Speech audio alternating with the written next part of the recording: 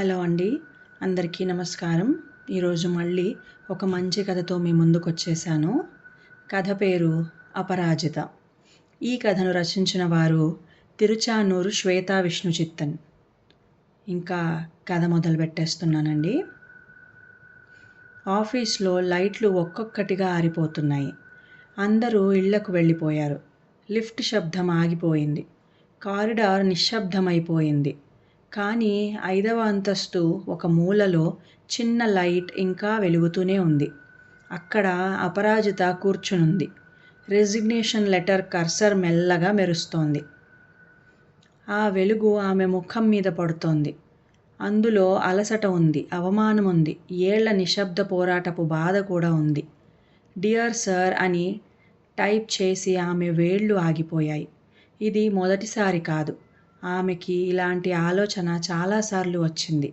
కానీ ఈసారి జరిగింది వేరు. ఆమె కళ్ళు మూసుకున్నాయి. జ్ఞాపకాలు వెనక్కి పరిగెత్తాయి. 10 ఏళ్ల అపరాజిత కిటికీ దగ్గర కూర్చుని పుస్తకంలో మునిగిపోయింది. బయట పిల్లలు గోలగా ఆడుకుంటున్నారు. ఆమె కజిన్ నవ్వుతూ, బాబాయ్, ఈ అమ్మాయి ఎప్పుడూ మౌనంగా ఉంటుంది.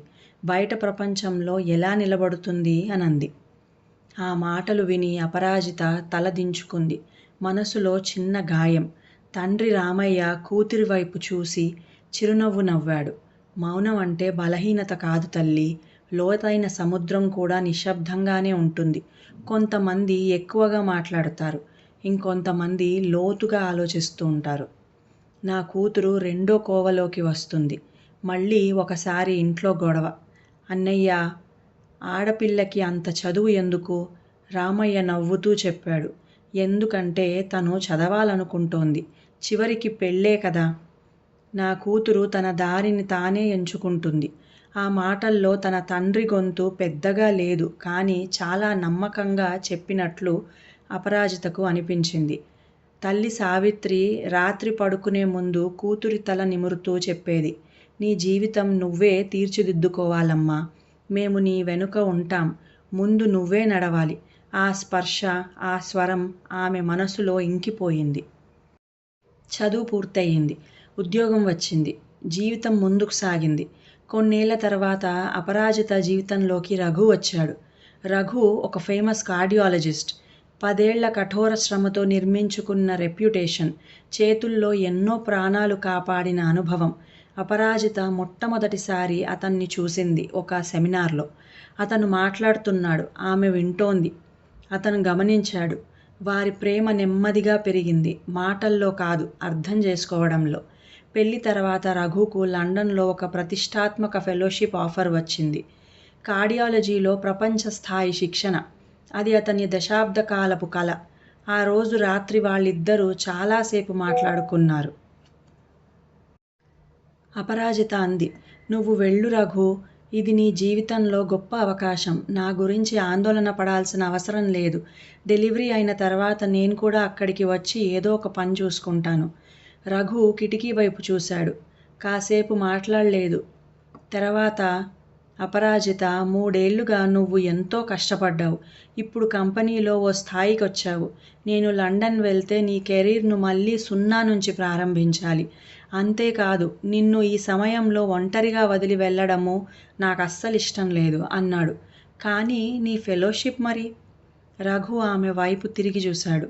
ఆ చూపులో విచారం లేదు, స్పష్టత ఉంది. ఫెలోషిప్లు మళ్ళీ వస్తాయి. ఈ నిర్ణయం నేను బాధతో తీసుకోలేదు. ఇది నా చాయిస్, నా ప్రేమ. ఆ రాత్రి అపరాజిత చాలాసేపు నిద్రపోలేదు. రఘు పక్కన పడుకుని నిద్రలో ఉన్న అతని ముఖం చూసింది. ఒక పెద్ద అవకాశం జారిపోయింది. అయినా ప్రశాంతంగా నిద్రపోతున్నాడు. ఆ ప్రశాంతత చూసి ఆమెకు ఒక విషయం అర్థమైంది. గొప్పతనం అంటే పెద్ద పదవి కాదు, ఇష్టపడిన దాన్ని ఇంకా ఇష్టపడిన దానికోసం వదులుకోవడమని. అతను ఇచ్చింది చేయూత కాదు, ఆత్మవిశ్వాసం.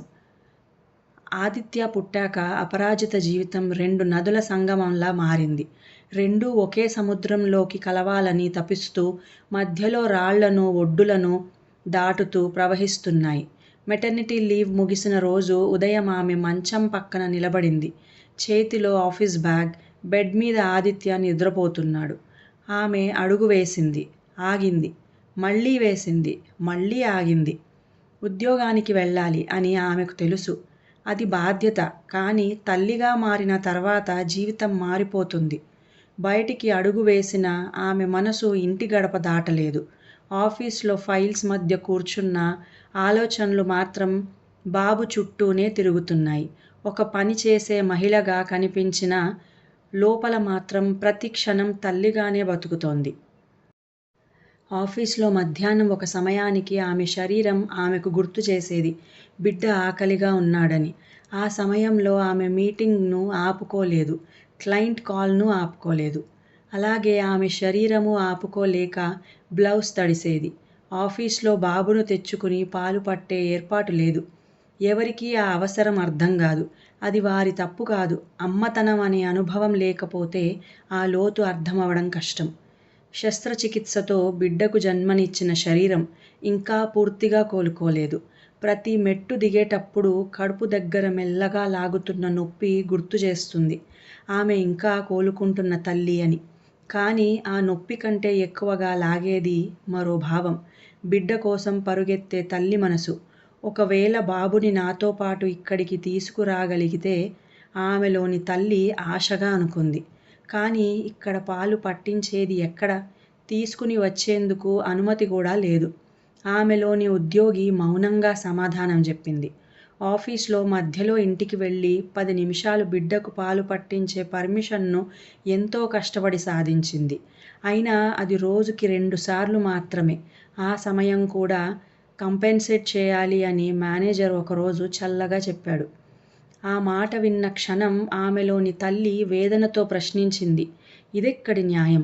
అయితే అర్ధరాత్రుల వరకు కూర్చుని నేను చేసిన పనికి ఆఫీస్ ఎప్పుడైనా కంపెన్సేట్ చేసిందా? నిద్రలేని రాత్రులకు, బిడ్డ ఏడుపు మధ్య పూర్తి చేసిన రిపోర్టులకు, పగలు రాత్రి తేడా లేకుండా చేసిన పనికి ఎప్పుడైనా గంటలు లెక్కబెట్టిందా? ఆ ప్రశ్నకు సమాధానం ఎవరూ చెప్పలేదు. ఎందుకంటే కొన్ని కష్టాలు గణాంకాల్లోకి కనిపించవు. అవి ఒక తల్లి నిశ్శబ్దంగా మోసే బాధ్యతలు. ఆఫీస్ గోడల మధ్య ఆ నిజం ఎవరికీ వినిపించదు. అక్కడ ఆమె ఒక తల్లి కాదు, ఒక ఉద్యోగి మాత్రమే. ఒకరోజు మీటింగ్ మధ్యలో బిడ్డ గుర్తొచ్చి పాలు ధారగడితే ఆమె లేచి వెళ్ళింది. తిరిగి వచ్చేసరికి కొంతమంది సహోద్యోగులు నవ్వుతున్నారు. మేనేజర్ అందరి ముందు సీరియస్గా అన్నాడు, ఇక్కడ పర్సనల్ ప్రాబ్లమ్స్కు చోటు లేదు.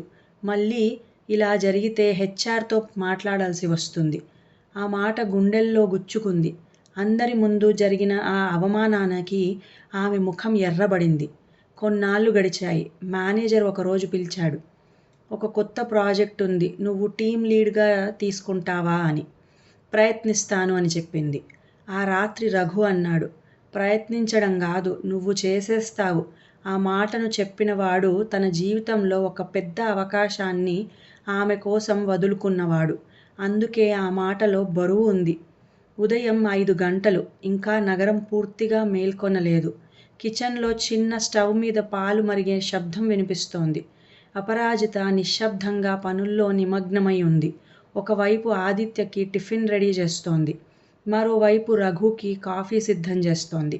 అంతలోనే గడియారం వైపు చూసి తన ల్యాప్టాప్ బ్యాగ్ కూడా సర్దుకుంది. కొంతమంది సమన్వయం అంటే ఒకదాన్ని కాపాడుకోవడానికి ఇంకొకదాన్ని వదిలేయటం అనుకుంటారు. కానీ ఆమెకు బ్యాలెన్స్ అంటే ఎక్కడ తన అవసరం ఎక్కువగా ఉంటుందో అక్కడ తన సమయాన్ని వినియోగించడం. ఆదిత్యకి జ్వరం వచ్చిన రోజుల్లో ఆమె ఆఫీస్ మీటింగ్లను వాయిదా వేసుకుంది. క్లయింట్ డెడ్లైన్ దగ్గరగా ఉన్నప్పుడు రాత్రి ఆలస్యంగా పనిచేసింది.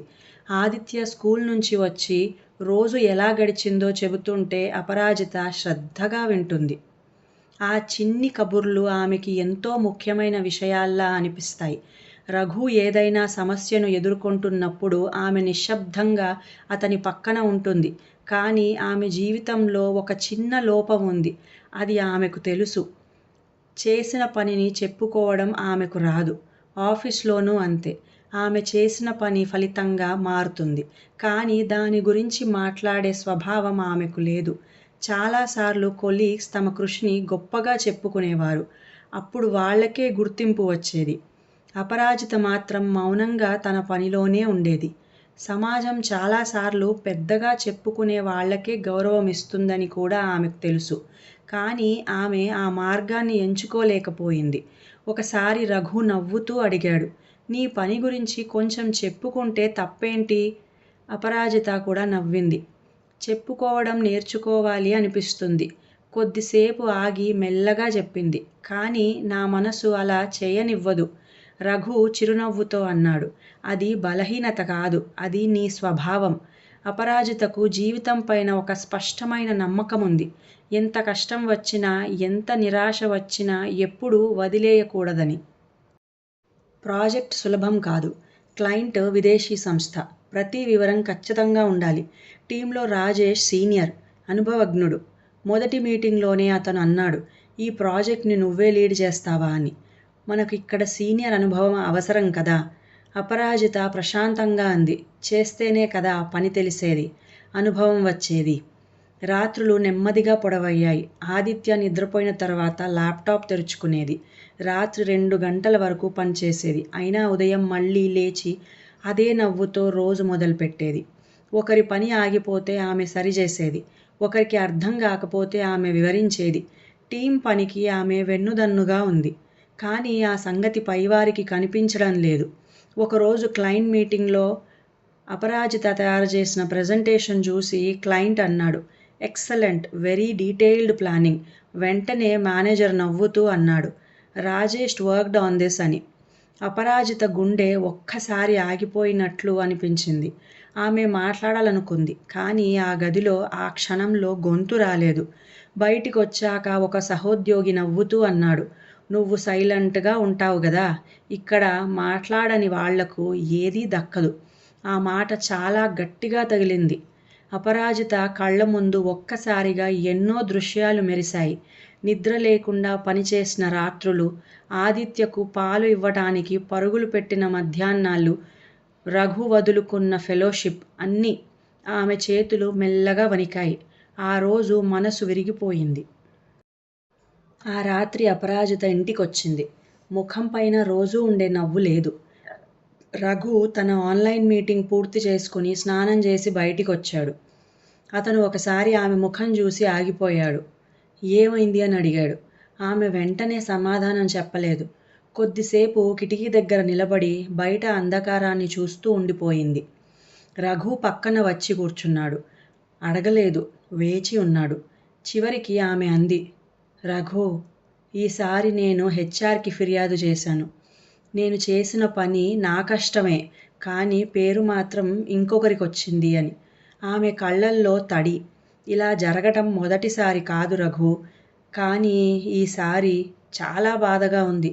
దాని గురించి అధికారికంగా ఫిర్యాదు చేశాను, కానీ సరిపడిన సాక్ష్యాలు లేవు అని తిరస్కరించారు. ఆమె గొంతు వణికింది.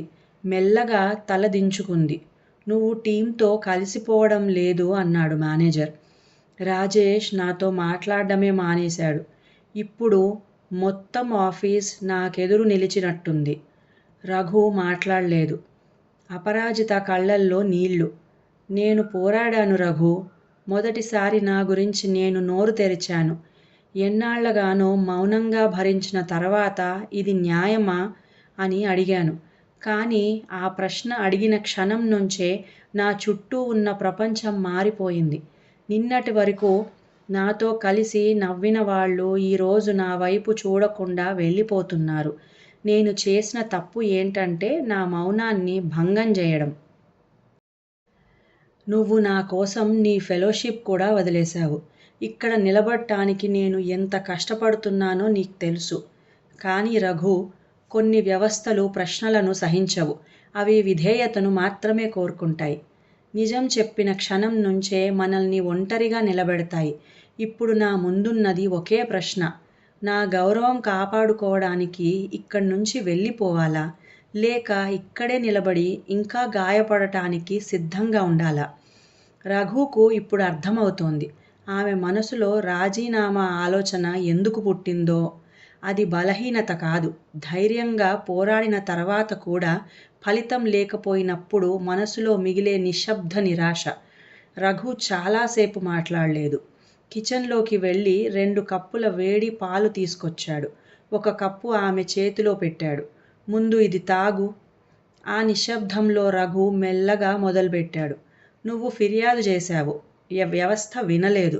అది నీ తప్పు కాదు. కొన్ని వ్యవస్థలు నిజాన్ని వినడానికి కాదు, నిశ్శబ్దాన్ని కొనసాగించడానికి నిర్మించబడతాయి. కానీ ఇప్పుడు నేనొక ప్రశ్న అడుగుతాను, జవాబు చెప్పు. నువ్వు వెళ్ళిపోతే ఆ వ్యవస్థ మారుతుందా? ఆ మేనేజర్ మారతాడా?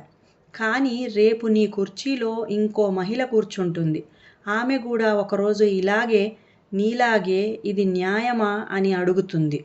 అప్పుడు ఆమె ముందు నిలబడి నేను పోరాడాను అని చెప్పే ఒక్క ఉదాహరణ కూడా ఉండదు. నువ్వు ఓడిపోయానని అనుకుంటున్నావు, కానీ నువ్వు పోరాడావు. పోరాటం ఎప్పుడూ వెంటనే గెలుపునివ్వదు. కొన్నిసార్లు అది తర్వాతి మనిషికి దారి మాత్రమే చూపిస్తుంది. ఇప్పుడు నువ్వు వెళ్ళిపోవచ్చు, అది నీ నిర్ణయం. నేను నిన్ను ఆపను, కానీ ఒకసారి నీ మనసుని నువ్వే అడుగు. నువ్వు వెళ్ళిపోతే నీకు శాంతి దొరకవచ్చు, కానీ నువ్వు ఇక్కడే నిలబడితే ఒకరోజు ఈ వ్యవస్థ మారే మొదటి అడుగు అవుతావేమో. అపరాజిత చాలాసేపు మౌనంగా కూర్చుంది. చివరికి మెల్లగా అంది, థ్యాంక్ యూ రఘు. ఎందుకు? అపరాజిత చిన్నగా నవ్వింది. నువ్వు నన్ను ఆపలేదు, కానీ నా ముందు ఒక దారి చూపావు. ఆ దారిలో నడవాలా వద్దా అన్నది ఇప్పుడు నా నిర్ణయం. ఆ మాటల్లో ఒక కొత్త నిశ్చయం మెరిసింది. తర్వాతి రోజు ఉదయం అపరాజిత ఆఫీస్కు వెళ్ళింది. అదే డెస్క్, అదే ల్యాప్టాప్, అదే టీం, అదే మేనేజర్. కానీ ఒక్క విషయం మాత్రం మారింది, ఆమె మనసు. ఈసారి ఒక్కొక్క సమస్యను ప్రశాంతంగా పరిష్కరించింది. ప్రతి పనికి టైం పెట్టుకుంది. ప్రతి కాంట్రిబ్యూషన్ డాక్యుమెంట్ చేసుకుంది. కొన్ని నెలల తర్వాత ప్రాజెక్ట్ పూర్తయింది. క్లయింట్ నుంచి mail, excellent execution, the project is far beyond the expectations అని. మీ బృందంతో పనిచేయడం కోసం మేము ఎదురు చూస్తున్నాం. కంపెనీలో సమావేశం జరిగింది. మేనేజర్ స్టేజ్ మీద నిలబడ్డాడు. ఈసారి డాక్యుమెంట్ చేసిన సాక్ష్యాల ముందు అతను వేరేగా మాట్లాడలేకపోయాడు. ఈ ప్రాజెక్ట్ విజయం వెనుక చాలా కృషి ఉంది. మొదటి నుంచి చివరి వరకు దీన్ని నిలబెట్టిన వ్యక్తి అపరాజిత. హాల్ అంతా చప్పట్లతో నిండిపోయింది. అపరాజిత స్టేజ్ మీదికి వెళ్ళింది. ఈ విజయం నా ఒక్కదానిది కాదు. ఇంట్లో నాకు వెన్నుదన్నుగా నిలబడిన నా భర్త రఘుది. ఈ ప్రయాణంలో నన్ను నమ్మి సహకరించిన అందరిది. ఈ ఆఫీస్లో పనిచేసే తల్లులందరికీ నాదో విన్నపం. మీ పరుగులు ఎవరికీ కనిపించకపోవచ్చు. మీ కష్టాలకు గుర్తింపు రాకపోవచ్చు. మీ పోరాటం వ్యర్థమైనట్లు అనిపించవచ్చు. కానీ మీరు ఆగకండి, పరుగు ఆపకండి. హాల్ మళ్ళీ చప్పట్లతో మారుమోగింది. ఈసారి మర్యాద కోసం కాదు, అర్థం చేసుకున్న వాళ్ళ చప్పట్లు. ఆ సాయంత్రం ఇంటికి వచ్చింది. ఆదిత్య హోంవర్క్ చేస్తున్నాడు. అమ్మా, మా టీచర్ ఒక ప్రశ్న అడిగింది, నీ రోల్ మోడల్ ఎవరు అని. నువ్వేమన్నావు? మా అమ్మ అని చెప్పాను. అపరాజిత ఒక్కసారిగా ఆగిపోయింది. ఎందుకు అని అడిగింది. ఆదిత్య మెల్లిగా అన్నాడు, ఎందుకంటే మా అమ్మ ఎప్పుడూ ఆగిపోదు. ఎంత కష్టం వచ్చినా ముందుకే వెళ్తుంది. నాకు కూడా అలా అవ్వాలనుంది అని అన్నాడు. స్త్రీ ఒక నది లాంటిది. నది మార్గంలో రాళ్ళుంటాయి. కొన్నిసార్లు అడ్డుకట్టలు నిలుస్తాయి. కొన్ని చోట్ల దాని ప్రవాహం ఆగిపోయినట్టే కనిపిస్తుంది, కానీ నది ఎప్పుడూ ఆగదు. అది మెల్లగా మార్గాన్ని మార్చుకుంటుంది. రాళ్లను తాకి గాయపడినా ముందుకే ప్రవహిస్తుంది. ఎందుకంటే నదికి తెలుసు తన గమ్యం సముద్రమని. ఆ రాత్రి నగర వెలుతురులో అపరాజిత నడుస్తోంది. ఆమె ఒంటరి కాదు. ఆమె అడుగుల వెంట ఇంకా ఎన్నో అడుగులు రావాల్సి ఉన్నాయి. ఆమె ప్రవాహంలో ఇంకా ఎన్నో కథలు కలవాల్సి ఉన్నాయి. అందుకే ఆమె పేరు అపరాజిత. పడినా మళ్ళీ లేచే స్త్రీ, పోరాడి ముందుకు వెళ్ళే స్త్రీ, తన బిడ్డలో విలువలు నాటే స్త్రీ, రేపటి తల్లులకు దారి చేసే స్త్రీ. ఇది ఆమె కథ మాత్రమే కాదు, ఉద్యోగం చేసే ప్రతి తల్లి కథ. ఇంకా కథ సమాప్తం. ఈ కథ మీకు నచ్చినట్లయితే ప్లీజ్ లైక్ చేయండి, షేర్ చేయండి, మంచి కామెంట్ కూడా పెట్టండి. అలాగే నా సంగీతం ఛానల్ సాగరిక సంగీత మండలి ఛానల్ని కూడా సబ్స్క్రైబ్ చేసుకొని మంచి భక్తిరసమైన పాటల్ని వినండి. ఇంకా సెలవు.